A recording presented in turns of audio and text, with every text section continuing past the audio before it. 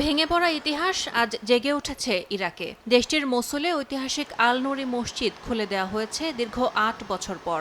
১১৭২ খ্রিস্টাব্দে নির্মিত এ মসজিদ যুগে যুগে মধ্যপ্রাচ্যের স্থাপত্য ঐতিহ্যের ধারক হয়ে আসছে। আজ তা আবারও ইরাকের অতীত ও বর্তমানের সেতুবন্ধনে রূপ নিয়েছে। ২০১৪ সালে আইএস মসুল দখল করলে আল নুরি মসজিদ আর বিখ্যাত হাতবা মিনারকে গুড়িয়ে দেয়। ৮৫০ বছরের পুরানো এই মসজিদের সঙ্গে জড়িয়ে আছে ইরাক ও মসুলবাসীদের হাজারো স্মৃতি ও ইতিহাস। ৫ বছর আগে শুরু হওয়া পুনর্নির্মাণ প্রকল্পে অর্থায়ন করে সংযুক্ত আরব আমিরাত।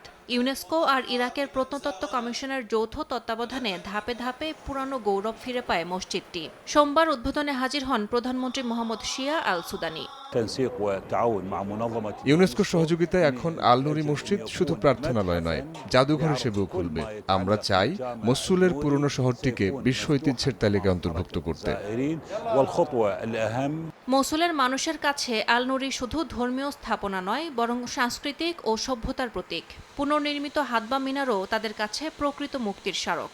শহরের ইতিহাস ও ঐতিহ্য রক্ষায় এটিকে ইউনেস্কোর বিশ্ব ঐতিহ্য তালিকায় অন্তর্ভুক্তির প্রস্তুতিও চলছে। ইয়াসমিন অনন্যা, সময় সংবাদ।